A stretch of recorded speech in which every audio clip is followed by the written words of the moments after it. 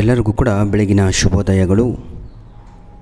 Good afternoon, good evening. ಯಾವ ಸಮಯದಲ್ಲಿ ತಾವುಗಳು ಈ ಎಲ್ಲ ವೀಡಿಯೋಸ್ಗಳನ್ನು ನೋಡ್ತಿರೋ ನಿಮಗೆ ಗೊತ್ತು. ಹಾಗಾಗಿ ಪ್ರೀತಿಯ ವಿದ್ಯಾರ್ಥಿಗಳೇ, ನನ್ನ ಗ್ರೀಟಿಂಗ್ಸ್ಗಳನ್ನು 3 ಕೂಡ ನಿಮಗೆ ಕೊಡ್ತಾ ಇದ್ದೇನೆ, ಯಾಕಂದರೆ ನಿಮ್ಮ ಆ್ಯನ್ಯುವಲ್ ಎಕ್ಸಾಮಿಗೆ ಹೆಲ್ಪ್ ಆಗುತ್ತೆ.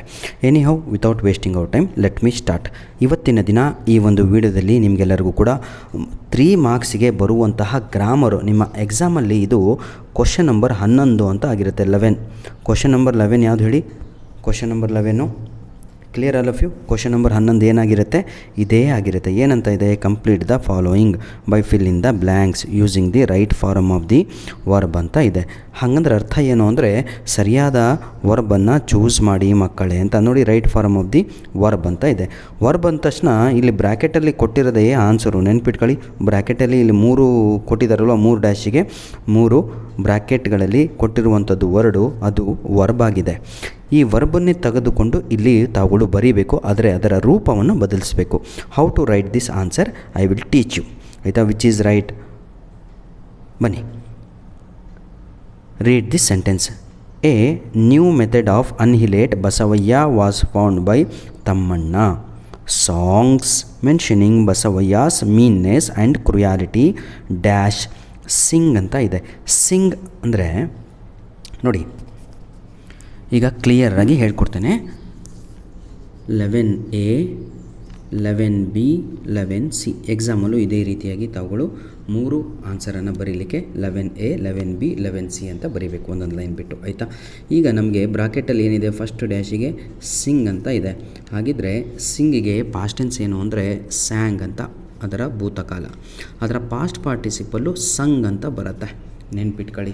ಹಾಗಿದ್ರೆ ನಾವು ಉತ್ತರ ಎಕ್ಸಾಮಲ್ಲಿ ಏನು ಬರೀಬೇಕು ನೋಡಿ? V1 V2 V3 ಅಂತ ಆಯಿತು. ವರ್ಬ್ 1 ವರ್ಬ್ 2 ವರ್ಬ್ 3 ಅಂತ. ನಮ್ಮ ಎಕ್ಸಾಮಲ್ಲಿ ನಾವು ಈ ಉತ್ತರವನ್ನು ಬರೀಬೇಕು. Clear all of you? ಈ ಬಾಕ್ಸನ್ನು ಬರೀಬೇಕು. ಅರ್ಥ ಆಗತ್ತಾ ಮಕ್ಕಳೇ? 3ನೇ ಬಾಕ್ಸು. ನೀವು ಎಕ್ಸಾಮಲ್ಲಿ ಎಷ್ಟು ಬರೆದು ಬರ್ತಾ ಇದ್ದೀರಾ, 3ನೇ ಬಾಕ್ಸೇ ಕರೆಕ್ಟಾಗಿ. ಆದರೆ ಇದು ಕೂಡ ತಪ್ಪಾಗುತ್ತೆ, ಯಾಕಂದರೆ ಇದ್ರ ಜೊತೆ ಒಂದು ವರ್ಬನ್ನು ಬರೀಬೇಕು. ಇಲ್ಲಿ ಏನಂತ ಇದೆ? ಸಾಂಗ್ಸ್ ಅಂತ ಇದೆ.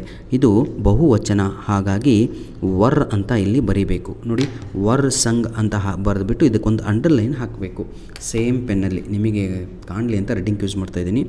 ವರ್ ಸಂಗ್ ಅನ್ನುವಂಥದ್ದು ಸರಿಯಾದ ಉತ್ತರ ಇಲ್ಲಿ ಆಗತ್ತೆ. ಸಾಂಗ್ಸ್ ಅನ್ನುವಂಥದ್ದು ಬಹುವಚನ. Clear all of you? Second ನೋಡಿ, ಎ ನಂಬರ್ ಆಫ್ ಪರ್ಸನ್ಸ್ ಅಂತ ಇದೆ. A number of persons dash appoint ಅಂತ ಇದೆ. ಮೊದಲನೆಯ ವರ್ಬು ಏನು ಕೊಟ್ಟಿದ್ದಾರೆ ಅವರು? ಅಪಾಯಿಂಟ್ ಅಂತ ಇದೆ. ನೋಡಿ, ಅಪಾಯಿಂಟ್ ಅಂತ ಇದೆ. ಅದಕ್ಕೆ ಪಾಸ್ಟ್ ಟೆನ್ಸ್ ಏನು? ಅಪಾಯಿಂಟೆಡ್, ಆಯಿತಾ? ಇದಕ್ಕೆ ಮತ್ತೆ ಅಪಾಯಿಂಟೆಡ್ ಅಂತಲೇ ಬರುತ್ತೆ ಇಲ್ಲೂ ಕೂಡ. ಹಾಗಿದ್ರೆ ನಮ್ಮ ಉತ್ತರ ಏನು? ಅಪಾಯಿಂಟೆಡ್ ಅಂತ ಆಗಿರಬೇಕು. ಅಪಾಯಿಂಟೆಡ್ ಅಂತ ಬರೆಯೋಕ್ಕಿಂತ ಮುಂಚೆ we need one helping verb ನೋಡೋಣ. A number of persons. ನೋಡಿ, ಪರ್ಸನ್ಸ್ ನೋಡಿ, ಇಲ್ಲಿ ಬಹುವಚನ ಬರೆಯೋದಲ್ಲ ನೀವು.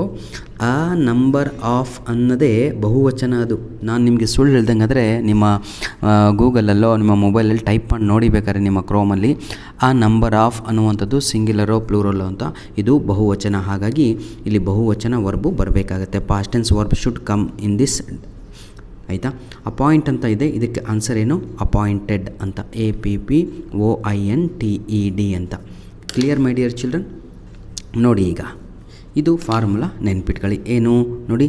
ಸಬ್ಜೆಕ್ಟು ಕಾಣ್ತಾ ಇದೆಯಾ? ಕಾಣ್ತಾ ಇಲ್ಲ. ಹಾಂ, ಈಗ ಕಾಣುತ್ತಲ್ವಾ? ಬನ್ನಿ. ಸಬ್ಜೆಕ್ಟು ಸಿಂಗ್ಯುಲರ್ ಇದ್ದರೆ ಇದಕ್ಕೆ ಉತ್ತರದಲ್ಲಿ ವರ್ಬು ಕೂಡ ಸಿಂಗಲ್ ಆಗಿ ಇರಬೇಕು. ಇಲ್ಲಿ ಎಕ್ಸಾಂಪಲ್ ಕೊಡ್ತೇನೆ. ಈಗ ಹಿ ಅಂತ ಬಂದರೆ ವಾಸ್ ಅಂತ ಬರಬೇಕು. ಶಿ ಅಂತ ಬಂದರೂ ವಾಸ್ ಅಂತಲೇ ಬರಬೇಕು. ಇಟ್ ಅಂತ ಬಂದರೂ ವಾಸ್ ಅಂತ ಬರಬೇಕು.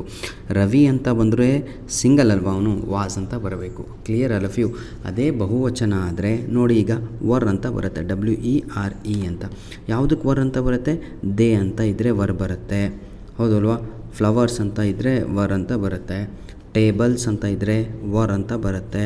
ಹೀಗೆ ವರ್ ಯಾವಾಗ ಬರುತ್ತೆ? ಬಹುವಚನ. ಸಬ್ಜೆಕ್ಟು ಬಹುವಚನವಾಗಿದ್ದಾಗ ವರನ್ನು ಯೂಸ್ ಮಾಡಿ, ಸಿಂಗಲರ್ ಆಗಿದ್ದಾಗ ವಾಸ್ ಅಂತ ಯೂಸ್ ಮಾಡಿ ಅಷ್ಟೇ.